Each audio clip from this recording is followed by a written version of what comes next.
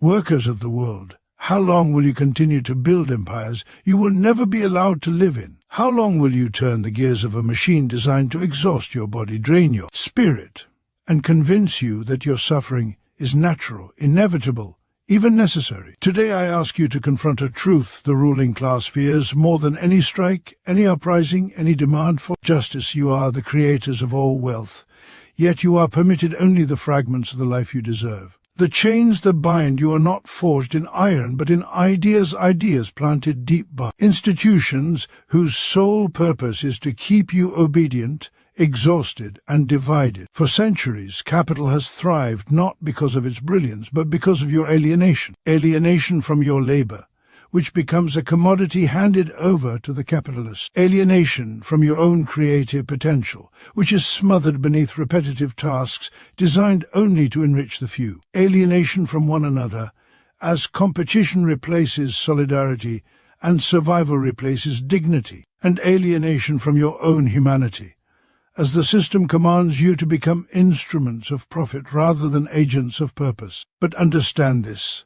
Alienation is not a condition of nature, it is a condition of capitalism. It is the deliberate result of a structure built to extract value from your every waking moment. The factory owner does not merely take your time, he takes the very essence of your life and sells it back to you in the form of wages too small to liberate you. Yet history shows us something the ruling class wishes you would forget. Every system built on exploitation creates the very force that will one day dismantle it. That force is you, the working class, the oppressed, the silenced, the ones whose hands shape the world, but whose names are erased from it. Look around you. The wealth of nations does not flow from the boardrooms where decisions are made, but from the workshops, the farms, the offices, the fields, the streets. It flows from sweat, not signatures, from labor, not ownership. And yet the system teaches you to doubt your power, to fear your neighbor, to accept crumbs while others feast. You are told to be grateful for the chance to labor. You are told that freedom is the right to compete against one another, as though misery becomes noble when you face it alone. But this competition is a weapon of division, one that blinds you to the truth that unity, not rivalry, is your greatest strength. Brothers and sisters, capitalism survives because you stand apart. It collapses the moment you stand together. The ruling class calculates your value in profit margins. But the measure of your worth is not written in ledgers, it is written in the irreducible fact that without your labor, society halts.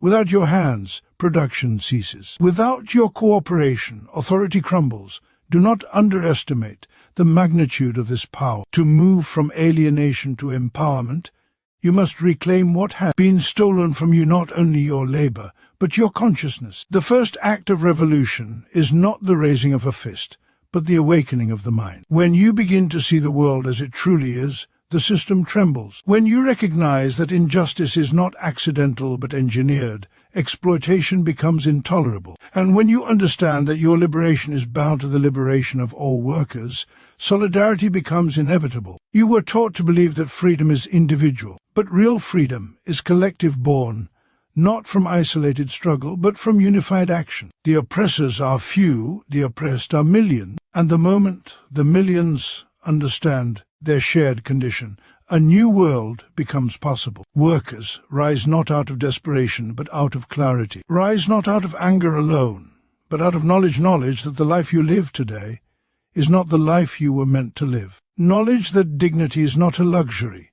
Knowledge that power does not descend from above, it is built from below. The chains that hold you are strong only because you carry them. The moment you choose to set them down, they lose their power. So I call upon you not as isolated laborers struggling in silence, but as a class whose unity can shake the foundations of history. Reclaim your labor. Reclaim your solidarity. Reclaim the world you built. Reclaim the life you deserve. For when the workers awaken, the ruling class does not sleep. And when the oppressed unite, the architects of inequality feel the ground beneath them begin to crack. The future is not written by those who hoard wealth, it is written by those who create it. And that future begins the moment you decide that alienation ends today and empowerment begins now. Workers create all wealth, yet receive only fragments of the life they deserve. And this truth lies at the heart of the economic contradictions that define modern society. Every structure, every industry, every institution that upholds the world is built on the backs of those who labor. Yet it is precisely these individuals who are granted the least access to the prosperity they generate. The worker's day begins before the engines of production roar to life, and continues long after the profits have been tallied, but the outcome of this effort is rarely a life of comfort, security, or dignity. Instead, workers find themselves trapped in a cycle where the more they produce, the more distant the rewards become, as though their own contribution evaporates into the hands of unseen beneficiaries. This division between creation and compensation is not accidental, but a fundamental feature of the economic system that values profit over people and efficiency over human flourishing. The wealth produced in society is not the product of capital alone, but of countless hands, performing countless tasks, each one necessary to sustain the machinery of civilization. It is the worker who transforms raw material into usable goods, who staffs the hospitals, who constructs the homes, who educates the next generation, who transports resources across continents, who maintains the technological and social networks that keep life functioning. Yet despite performing roles essential to survival and advancement, the worker remains vastly disconnected from the benefits of their labor. While productivity rises year after year, wages stagnate, living costs soar, and job security diminishes. The more the worker gives, the more the system demands, tightening its grip, even as it praises efficiency and growth. This disparity is rooted in the structure of ownership, where a small minority claims the product of the majority's labor simply because they hold the capital that organizes production. The worker sells their labor power, not because they desire this arrangement, but because survival demands it. They enter the marketplace stripped of alternatives, compelled to accept terms that consistently undermine their well-being. Once their labor is sold, the product of that labor no longer belongs to them, transforming their effort into profit for someone else. This profit accumulates not in proportion to contribution, but in proportion to ownership, meaning those who labor most earn least, while those who labor least accumulate the most. It is a system of inversion where effort is severed from reward, and creation is severed from ownership. The consequences are felt in every dimension of life. Workers often find themselves exhausted,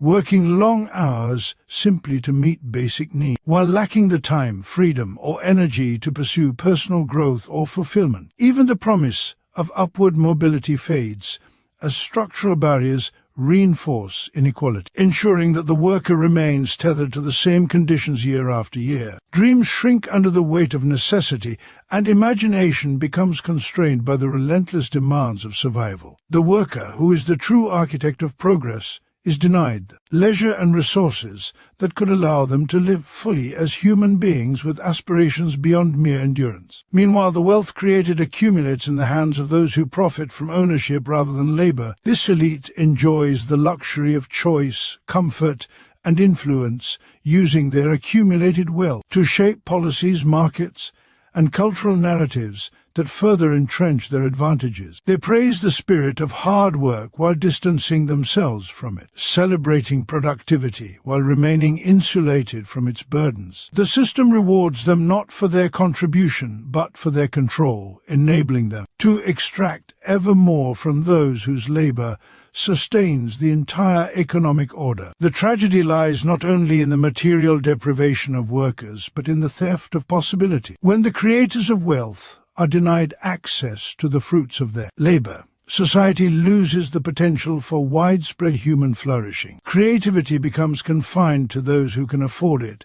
Opportunity becomes the privilege of the few, and the very individuals capable of reshaping the world are relegated to roles that restrict their potential. Workers create the world anew each day, yet remain strangers to the wealth, stability, and dignity they make possible. Alienation under capitalism disconnects workers from their labor, humanity, and each other, creating a society where individuals function as cogs in a relentless machine rather than as conscious, creative beings capable of shaping their own destiny. The worker enters the realm of production not as an empowered creator, but as someone compelled by necessity to exchange their labor for survival. Once inside this system, the first form of alienation emerges. The worker becomes estranged from the very work they perform. Their labor is no longer an expression of their intelligence, imagination, or purpose, but a forced activity carried out under conditions they do not control. They do not determine the pace, process, or the final result. What they produce becomes something foreign, something owned by another, something they may never even see or afford. The work that should allow them to express their human potential instead becomes a burden, a drain, a source of fatigue rather than fulfillment. This alienation deepens as the worker is separated from their own essence as a human being. Humans are meant to create consciously, to see themselves reflected in the world they shape, to participate meaningfully in the development of society. But capitalism transforms labor into an external force acting upon the worker rather than something that emerges from within them. The worker's abilities are reduced to measurable units of productivity, their individuality squeezed into the narrow requirements of efficiency. The job becomes a space where their humanity is suppressed rather than expressed. Over time, this suppression breeds a sense of emptiness,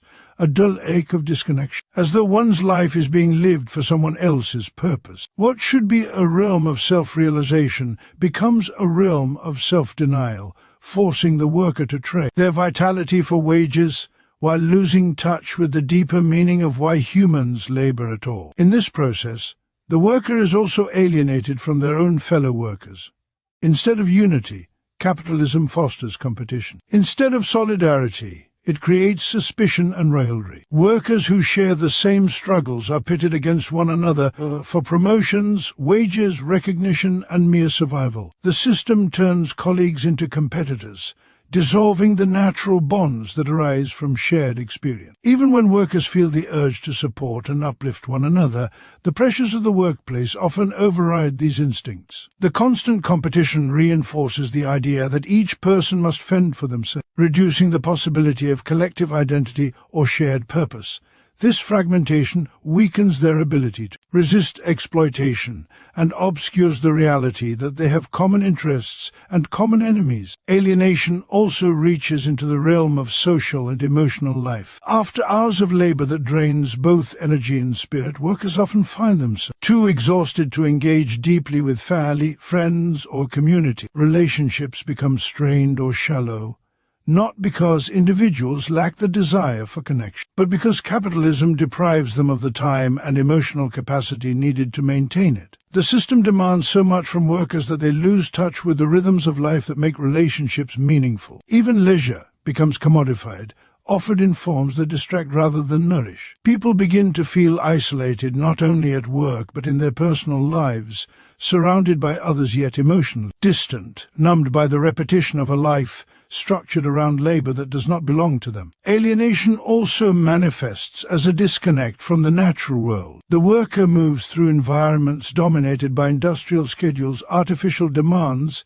and mechanical routines that leave little room for the innate human connection to the earth, seasons, or cycles of nature. The domination of profit over all other considerations leads to the destruction of ecosystems, the pollution of air and water, and the degradation of landscapes, further severing the worker from the broader world they are part of. They become alienated not just from labor, themselves and others, but from the planet that sustains all life. Ultimately, alienation permeates every layer of existence under capitalism. It transforms the worker from an active subject into a passive instrument, from a creator into a subordinate, from a member of a community into an isolated individual struggling to navigate the contradictions of a system designed to dehumanize. The worker lives within a structure that constantly extracts value while offering little in return, except wages barely sufficient to repeat the cycle. The potential for connection, meaning, and humanity exists with every worker, yet the system systematically suppresses it, forcing them into roles that contradict their true nature and severing the bonds that could allow them to reclaim their collective strength. Unity, not competition, is the true power of the working class, because the moment workers recognize that their struggles are shared and their interests are aligned, the foundations of exploitation begin to shake. Capitalism thrives by convincing individuals that they must fight one another for survival, that the scarcity imposed by the system is natural, and that progress is achieved through outpacing one's neighbor rather than standing alongside them. This illusion keeps workers fragmented, distracted, and unable to see that their greatest strength lies not in individual achievement but in collective action. When workers view each other as rivals, they remain trapped in a cycle where the rewards of competition are minimal, temporary, and ultimately controlled by those who already hold power. But when workers unite, their strength becomes immeasurable because unity removes the leverage the ruling class uses to maintain dominance. Competition among workers serves the interests of employers who depend on divisions to keep wages low, conditions poor, and resistance weak. When workers fear being replaced, they tolerate injustices they would otherwise reject. When they believe that personal success depends on outperforming others, they accept exploitation as part of the game. This mindset isolates them, obscuring the truth that the hardships they face, low wages, long hours, limited rights, and constant precarity, are not the result of individual failure but of systemic design. The ruling class encourages this competitive spirit because it ensures that workers remain too scattered to challenge the structures that oppress them. But the moment workers recognize that their so-called competition is artificial, imposed to maintain control, the possibility of unity emerges as a weapon capable of transforming society. Unity empowers workers by dissolving the fear that keeps them silent. A single worker who demands justice risks losing their livelihood, but a unified workforce forces the employer to confront the power of numbers. Solidarity transforms vulnerability into resilience, turning individual grievances into collective demands that cannot be ignored. Through unity, workers gain the confidence to speak, act, and defend one another, creating a shield against exploitation that no employer can easily penetrate. The history of every meaningful labor victory is a testament to this truth. Progress is never the reward of competition, but the outcome of unity. From wage increases to workplace protections, from the right to organize to the recognition of human dignity, these advances were won not by isolated individuals climbing over each other, but by masses moving in unison. Unity also breaks the psychological chains that capitalism constructs. Competition breeds isolation, and isolation breeds a sense of powerlessness. Workers internalize the idea that they must accept their conditions because they stand alone, but unity reveals that no worker stands alone. When individuals see that their co-workers share the same frustrations, hopes, and aspirations, the sense of isolation dissolves. They begin to understand that their suffering is not personal but collective, and therefore their liberation too must be collective. This realization strengthens the bonds between workers and rekindles the human capacity for cooperation, empathy, and shared purpose, qualities suppressed under the pressures of competitive labor. Unity restores a sense of belonging and mutual responsibility, reminding workers of their fundamental interconnectedness. Capitalism's greatest fear is not an individual worker becoming skilled or efficient, it is workers discovering their shared power.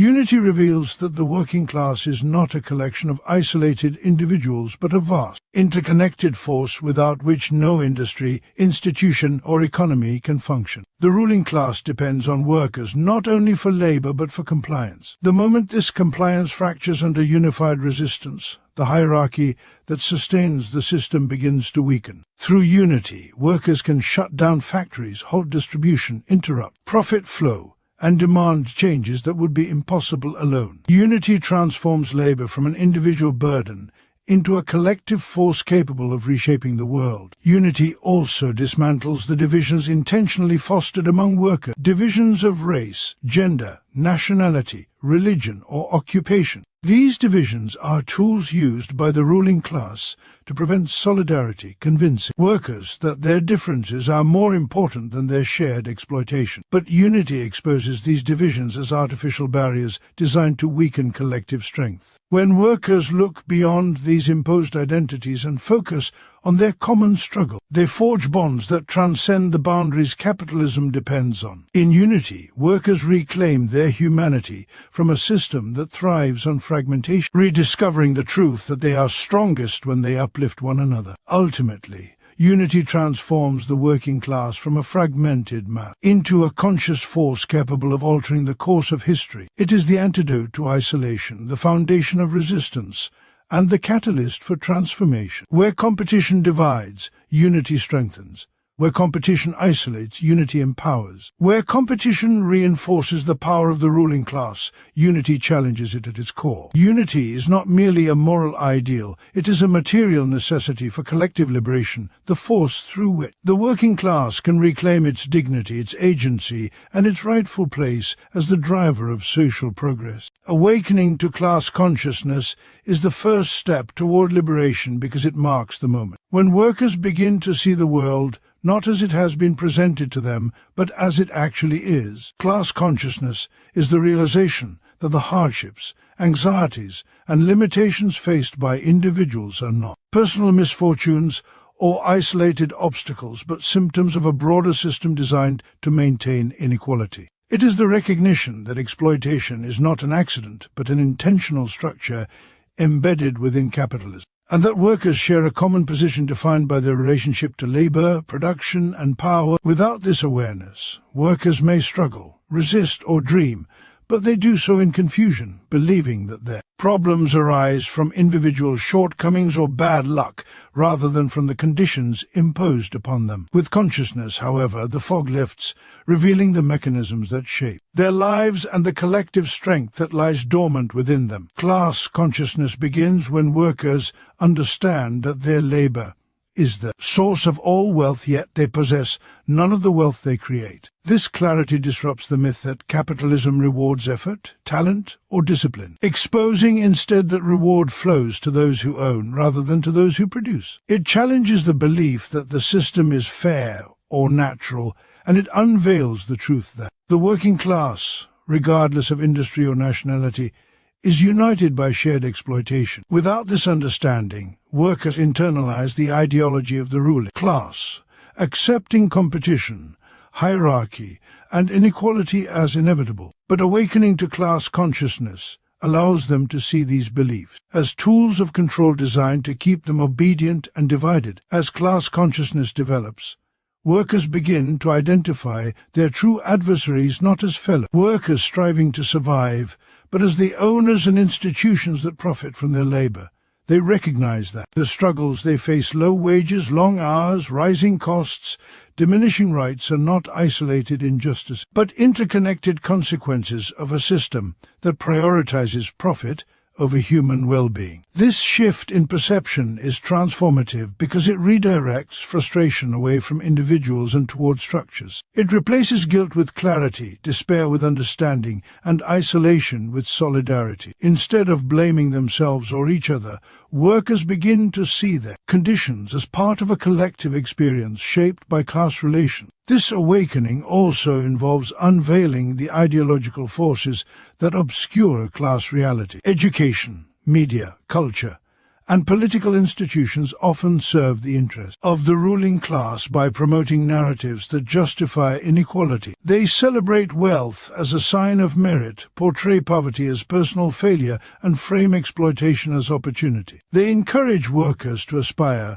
to individual success rather than collective empowerment, convincing them that their liberation lies in upward mobility rather than structural change. Class consciousness dismantles these illusions, revealing them as mechanisms of control that prevent workers from recognizing their shared power. When workers see how ideology shapes their perceptions, they begin to reject the stories that keep them compliant and to construct new narratives rooted in solidarity and justice. Awakening to class consciousness also means understanding the history of class struggle. Workers realize that every right they possess, from the weekend to the minimum wage, from safety regulation to the right to organize, was won through collective resistance, not granted out of generosity. This historical awareness deepens their understanding that progress is not achieved through individual effort, but through unified action against exploitation. It connects them to a lineage of struggle, reminding them that they are part of a global and historical movement for liberation. This connection strengthens their resolve, showing them that their fight is not isolated but part of a broader trajectory toward justice. Class consciousness reshapes identity itself. Workers begin to see themselves not as powerless individuals but as members of a class whose combined strength has the capacity to transform society. This identity shift is crucial because it fosters confidence, agency, and purpose. The worker who once felt insignificant realizes that without their labor nothing functions. The worker who felt replaceable recognizes their irreplaceable role in sustaining the world. This newfound identity becomes a source of empowerment, encouraging workers to question, organize, and resist. Finally, awakening to class consciousness is the first step toward liberation, because liberation cannot begin until workers understand the nature of their oppression. Without consciousness, action is unfocused and fragmented. With consciousness, action becomes deliberate and unified. It is the mental revolution that precedes the material one, the spark that ignites the possibility of collective power. It allows workers to see beyond the immediate struggles of survival and toward the larger vision of a society where the producers of wealth control the fruit of their labor, where human dignity replaces profit as the guiding principle of life, and where solidarity becomes the foundation of social organization. Only with this awareness can the working class begin the journey from oppression to empowerment, from exploitation to freedom, from imposed silence to collective liberation. Collective action is the force that can dismantle exploitation and reclaim a just society, because no system built on the domination of the many by the few can withstand the unified will of those whose labor sustains it. Exploitation thrives only when workers are isolated, fragmented, and convinced that they are powerless as individuals. But when they realize that their strength lies not in solitary struggle but in coordinated resistance, the dynamics of power shift completely. Collective action transforms scattered frustrations into organized pressure, turning individual grievances into a unified demand that cannot be ignored or dismissed. It is through this unity of purpose and coordination of effort that the work class becomes capable of confronting the structures that oppress them. Exploitation depends on compliance. A single worker refusing unfair conditions can be replaced, silenced, or punished, but a collective refusing to accept injustice becomes an immovable force. When workers unite across industries, sectors, regions, and identities, the employers who rely on their labor lose the leverage that allows exploitation to continue. A factory cannot operate, a supply chain cannot function, an economy cannot run unless workers lend their energy, time, and skill to it. Collective action withdraws that cooperation, forcing the ruling class to acknowledge demands it would otherwise ignore. Strike movements, mass protests, coordinated shutdowns, and organized resistance have always been the mechanism through which workers have defended their dignity and secured rights that once seemed impossible. Collective action also dissolves the artificial divisions that capitalism constructs to keep workers subdued. In a system where people are encouraged to compete for wages, promotions, and survival itself, unity appears difficult. But when workers recognize that competition is a tool used to weaken them, they begin to look beyond superficial differences and see the deeper reality of shared struggle. Collective action becomes the moment when workers who have been systematically separated by race, gender, nationality, or occupation come together under the understanding that they face the same exploitation. This dissolution of division is powerful because it deprives the ruling class of its most effective weapon, the ability to pit workers against one another.